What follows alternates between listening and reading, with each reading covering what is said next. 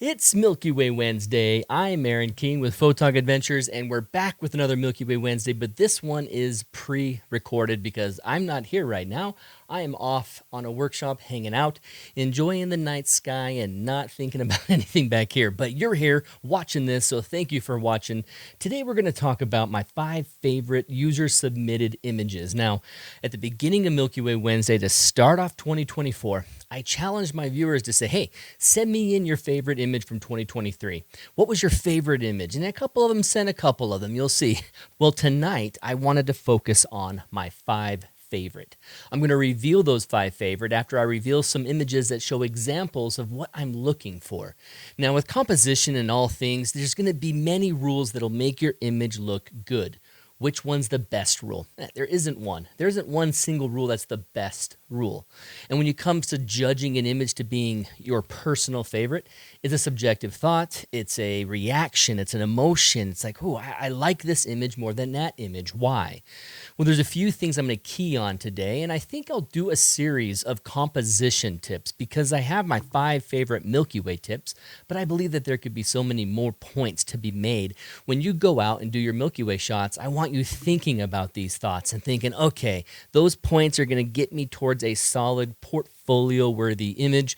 Let me make sure I get them ingrained, instilled in my heart so that when I'm there on location in Joshua Tree, I can think, make sure I do silhouettes, clean and strong, and also pay attention to what can be distracting in the foreground and everything else. Okay, good, boom. And there's a couple tips that in every situation will be a little bit different, but we'll focus on a few of them tonight that'll be nice and clear and help you have a head start in making a great Milky Way image yourself. So let's go into it. Let's talk about these. As you can see here, we are in Joshua Tree. And Joshua Tree from Mark Moore is very similar to the Joshua Tree of Ryan Luna. But these 2 images show off the first 2 points I'd like to make tonight. That you need to have clarity of Milky Way and clarity of foreground. First off, clarity of Milky Way. Obviously included in that is star focus. Make sure your stars are in focus. But you're also going to want to make sure that you have clarity of your Milky Way against the rest of the sky. And having your exposure correct is going to bring out that Milky Way and have more easily contrast added to your whole sky. If you have it underexposed and you're going to pull it out a little bit too much, then you might have a hard time pulling off that Milky Way band versus the rest of the stars without going in and dodging and burning it. And so when you have proper execution of your exposure on the sky, focus on the stars, you have a clarity of sky that makes it solid. Now, I want to emphasize that there's times that you'll go out at night that'll have particulates in the air, it'll have something else going on with the air, something about the temperature of that night. There's just different elements that can be out of your control that will make the conditions of your night sky not ideal. And when they're not ideal, you're not going to come home with a portfolio image. You're almost going to nail it, but you're going to feel like something's off, and very often it's the sky. But the vice versa is true too. The opposite happens when you get out there and you just capture an image, and without any effort at all, everything looks amazing. It's like you did the exact same setting, the exact same focus, the exact same exposure, and all of a sudden, the Milky Way is just brilliant, just amazing. Was it because of you, or was it because you went to a very dark sky location? Major benefit, as well as just the conditions of the night. I'm going to make a video in the future that shows off the exact same dark sky location, but with different conditions, and how they really do make a difference, and how it takes an image from being an obvious portfolio piece to a meh, I might never share this with anyone kind of image. So as we look at here, the comparison between Mark and Ryan's image, I want to emphasize that both these images are really good. They're really great, but they show off a really perfect example of an A/B test of what works and what could be even better. What works is Mark's image. He has a great Milky Way composition going right off the top of this tree. He has a great focus with this tree going up into the core, and then the rest of the context of Joshua Tree is all there. The rocks that are interesting in Joshua Tree plus the Joshua trees, and then another great silhouette over here.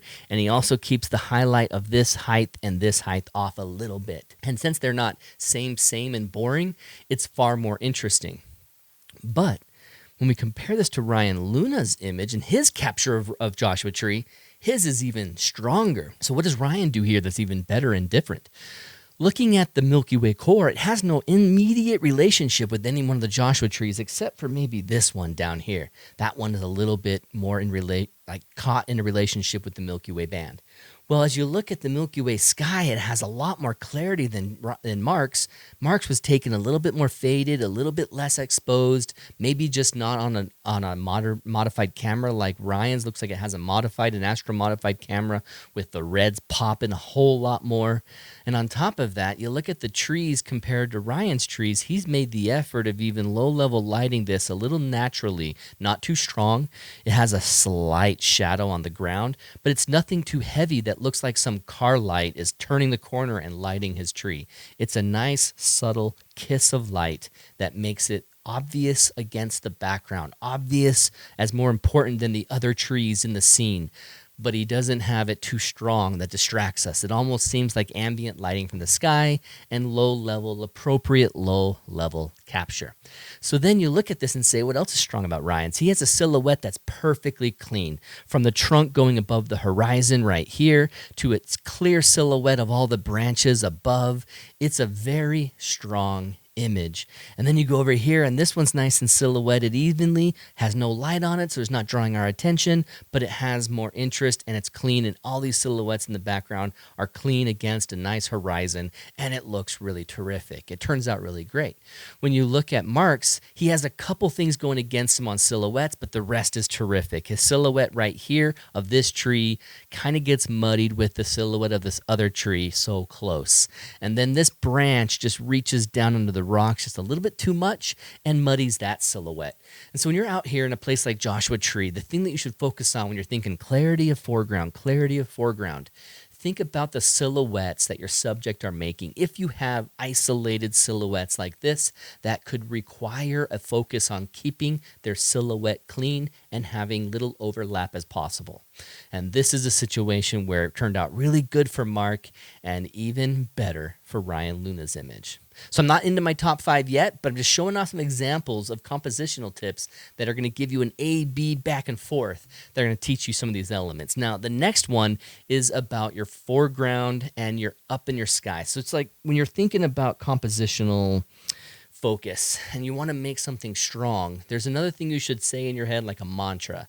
You want to have polish from edge to edge. Polish from edge to edge.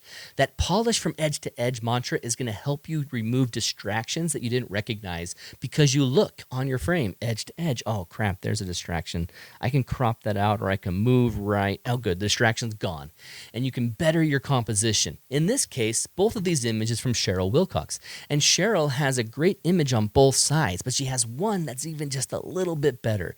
Now, everything on the left is great. It's a strong image. It looks really nice. Clarity of sky, clarity of foreground, a really cool reflection in the water where the color of the stars are popping off. But even stronger is this polish to the edge of the edge. Right here where it becomes repetitive and goes to the edge and just kind of ends, not arbitrarily, but it ends. This one has a framing. It has a framing that polishes the bottom and says, hey, here's a cool organic shape that goes up right there, goes around these rocks, and this bush of red flowers is so cool. Check it out. I saw this that night. And then the reflection of stars in the water continues to a silhouette of the hills in the background, and then a nice focus on the hills right here, leading right up into the sky. That's a nice, clear, obvious, clear shot of the stars, nice in focus and nice in clarity. Now, she told us when we were doing this video that she did 3 images that focused on this close foreground right here, a focus on this far foreground near the background of the hills right there, and then a focus for her sky. So she had to focus stack and layer this in Photoshop and do the extra work to make it actually happen. This one over here, I'm certain is a sky edit and a foreground edit, and she didn't have to do any focus stacking whatsoever, and it's far more simple, but it's not bad. But the polish on this one makes it much more of a portfolio image, as you can tell already with the way that she has tagged it with her logo, and she hasn't done it on this one. She is proud of this one and put it in her portfolio. Definitely where this one is a great image that hasn't quite jumped over that fence and into the portfolio worthy area. So now let's look at our last example before we go into the top 5. Now this is an image from the same night from 2 guys that I was actually with. I was out there with Colin right here, Colin Schweitzer, and then right here is Arjun Singh. And Aryun has an example of an image from earlier in the night where the Milky Way is right in this position, going up the rock, to where Colin has captured it after all of his other images. He wanted to get a piece of him in a portrait, kind of a selfie in the shot, showing off him plus his camera, plus the scene. So he grabbed a second camera and a tripod, and he went up there and he got ready. And we took the picture for him. Now, this is such a strong image, as well as Aryun's image. Now, this is something that has two different elements here. There's an A-B example of one thing, and then there's two different compositional tips that are kind of fun. First, what is fun is having yourself in the frame. He doesn't do the classic torch up in the sky, the light up in the sky. He is just normal, as if he is just taken in the scene himself and he just stopped for a moment to look up at the stars. It's very natural looking. It's not Instagram posy, and it looks really good, and it gives some context for the size of the rock that's right there on the right. Really cool way to add an extra element in your composition with a portrait of yourself or a selfie.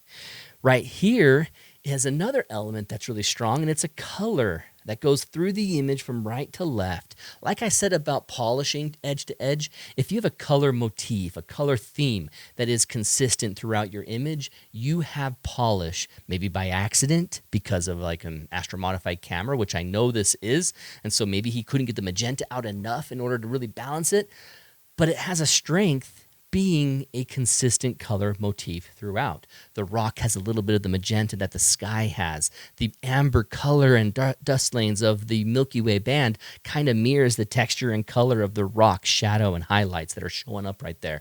It's really, really strong when you have a color motif that carries through your whole image. Right here from John Carter. This is Southern Hemisphere Milky Way, and you can see that there's two things going strong here. Color from the right to the left, full frame, has a color motif, has this, man, is that a teal, green, cobalt, plus pink and gray pink?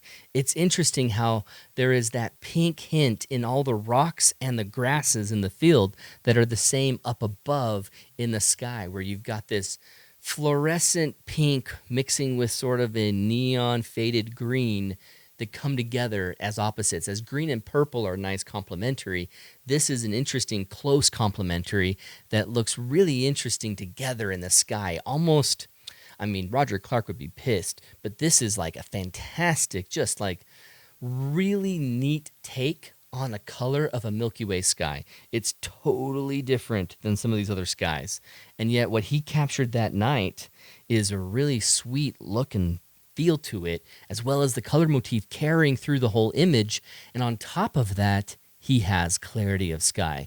This is a winter Milky Way sky, but not just a winter Milky Way edge of the Milky Way, but it's also a southern hemisphere one that has the Magellanic Cloud showing up that looks so great. We got Orion upside down to us over here, plus we have a Magellanic Cloud. It's such an interesting shot from John Carter. I absolutely love it, and it's a great example of color motif going all the way through. You have a color motif, you have an interesting contextual element added to the scene, or the other thing that you can control without having to be in the frame or without being a color artist in Photoshop is the timing of the Milky Way. Now, there's two things that anchor your Milky Way in a Milky Way image. The core absolutely is the biggest anchor, the biggest thing to work around, to balance your composition on. That's why I call it like an anchor. It anchors your image and everything else flows around it.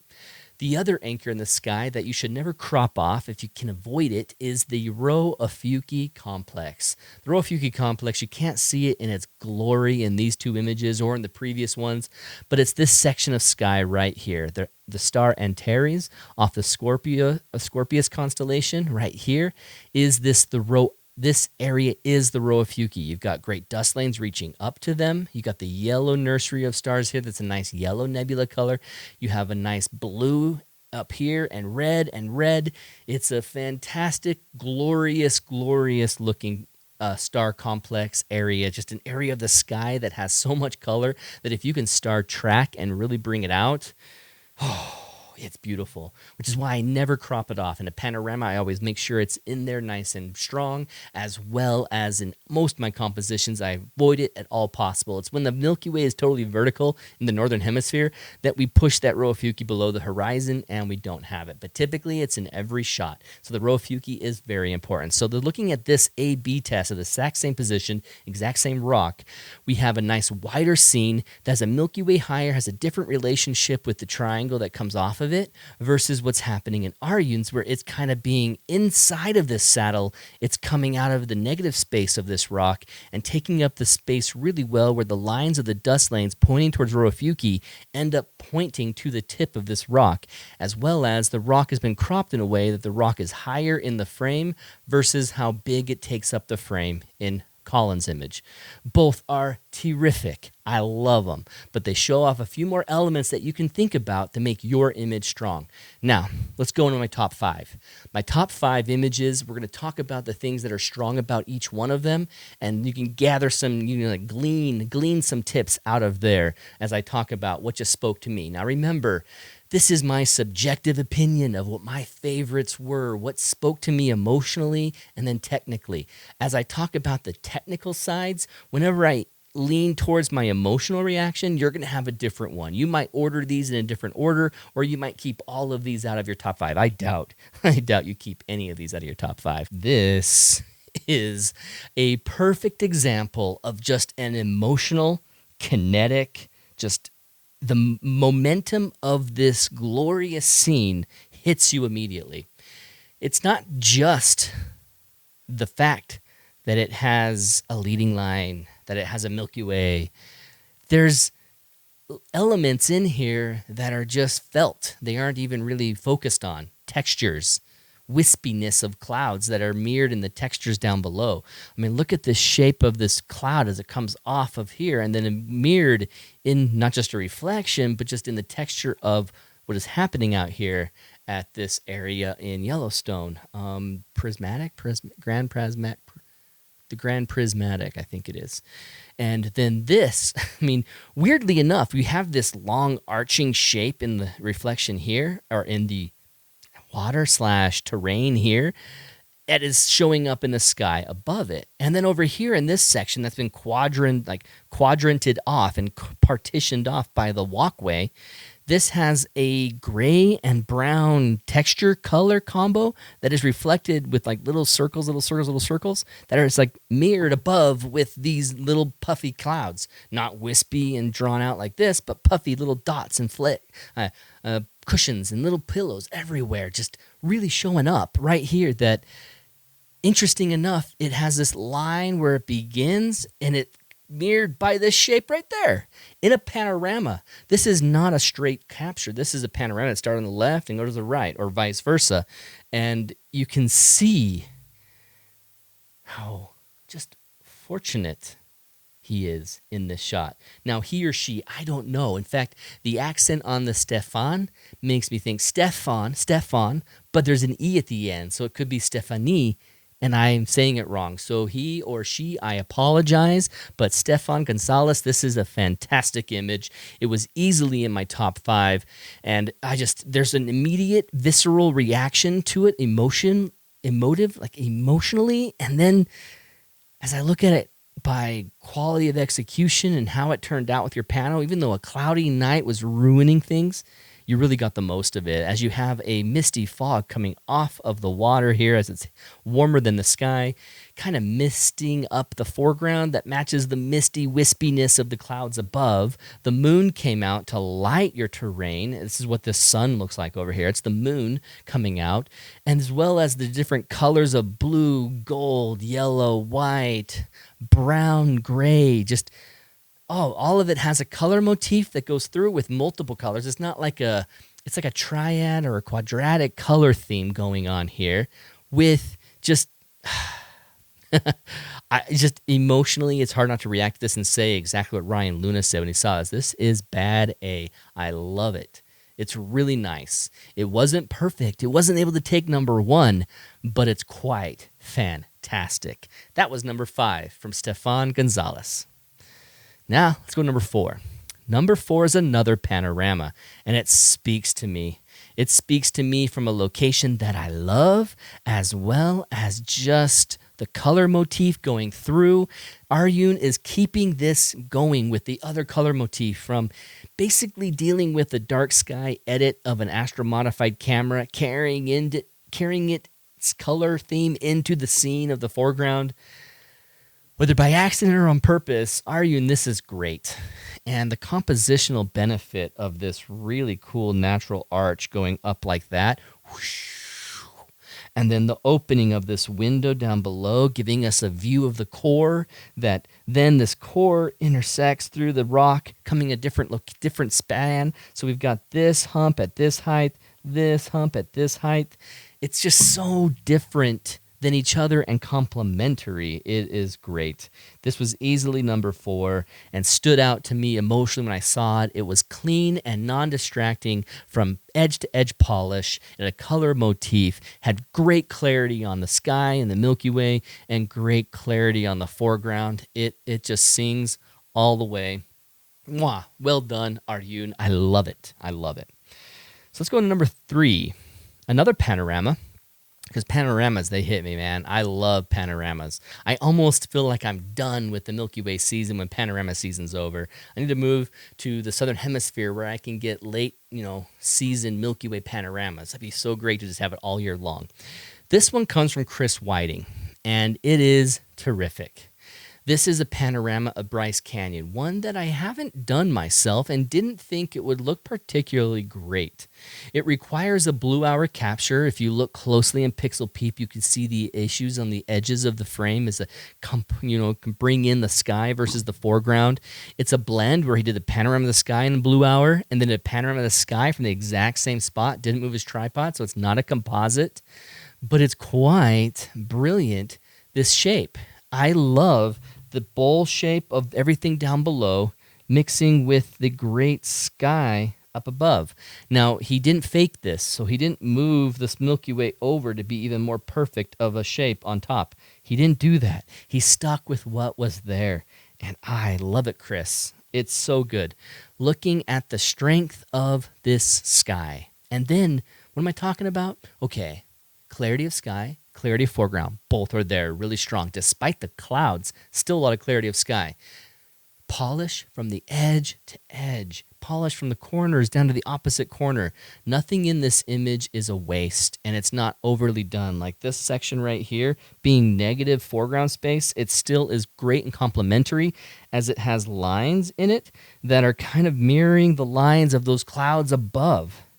And then, as Chris was talking to us about this image in the night of doing the live stream about it, he mentioned that this addition of textures right here, up there in the middle, was a little bit added in by a brush, or just completely added in by a brush, just to finish this look of the mirrored clouds that mirror this, which then put there on the inside of the eyeball, this other Milky Way core shape.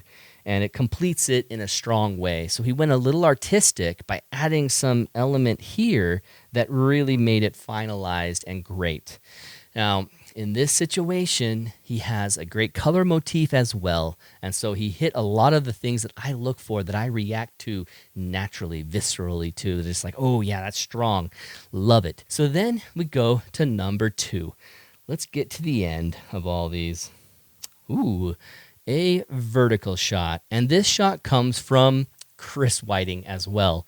So Chris, you have 2 in my top 5. I really love this image though. This carries into it a low-level lighting approach that is nice and subtle, just like Ryan Luna's, that comes in from the right over here, lights this face, has a nice contrasting shadowy side here, and draws some shape and character off of these rocks that you wouldn't have otherwise.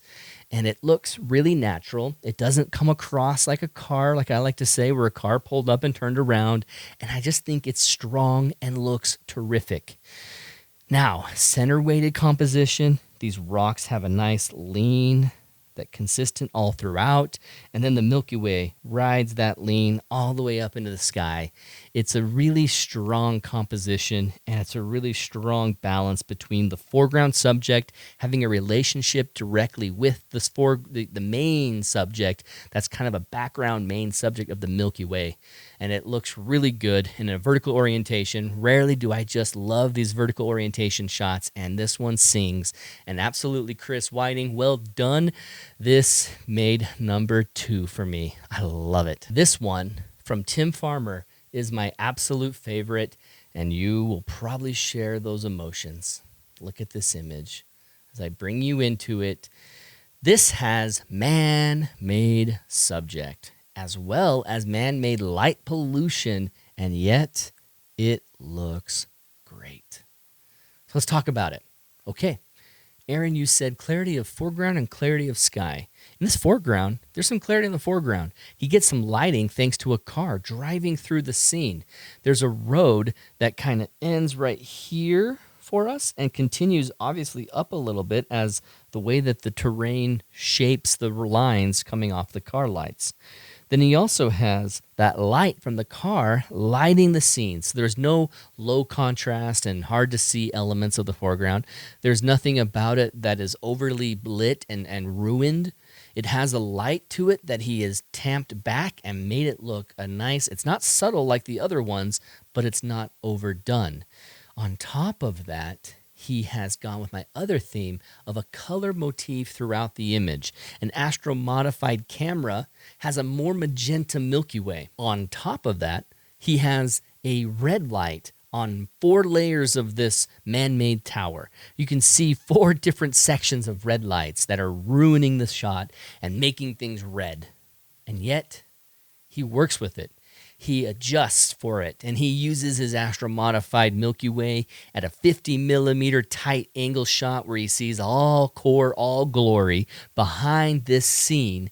And then he brings in the car. Was it his own car? Another car that happened to drive past him? You can see these are all tail lights going away, not headlights coming towards him. So more red going off in the distance, and everything has been color balanced. You even have a little bit of red tint to all the green leaves in the scene.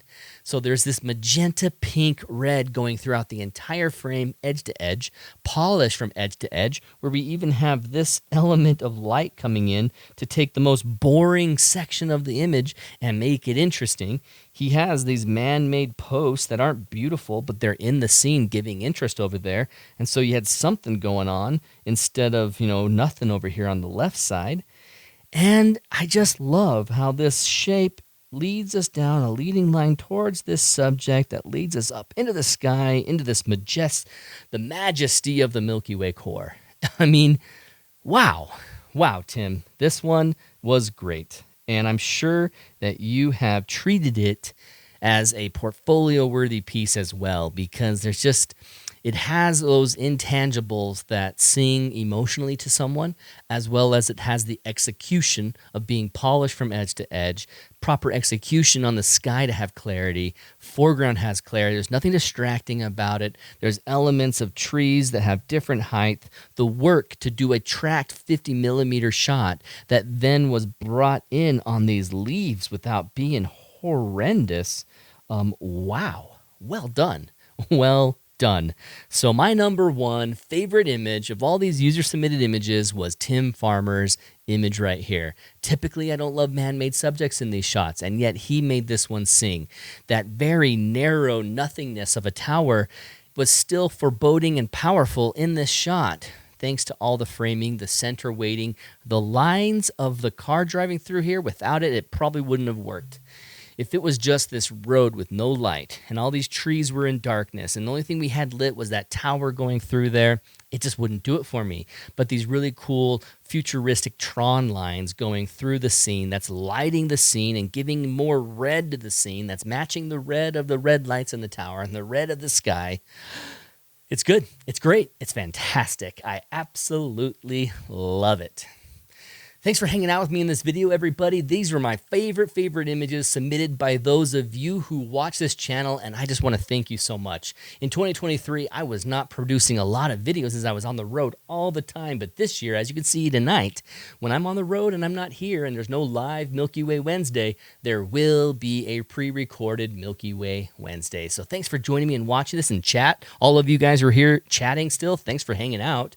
I'm sorry I couldn't join you. Most likely I don't have any cell signal to join you Wednesday night, but thanks for watching. And if you want to join me next Wednesday when I am live and I finish the last 6 images that have been submitted that I haven't talked about yet, as well as teach a lesson about this execution, I'm here every Wednesday night, 7 p.m. Mountain Time on Milky Way Wednesday. So thanks for watching. Have a great one. I'm Aaron King with Photog Adventures, and I will see you next video.